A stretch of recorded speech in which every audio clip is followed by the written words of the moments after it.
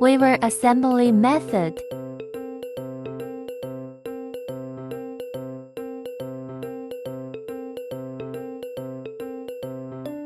Step 1. Flip the back.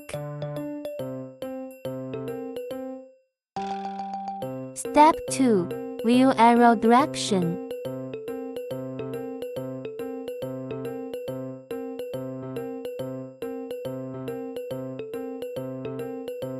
Step 3. Align it with the arrow direction.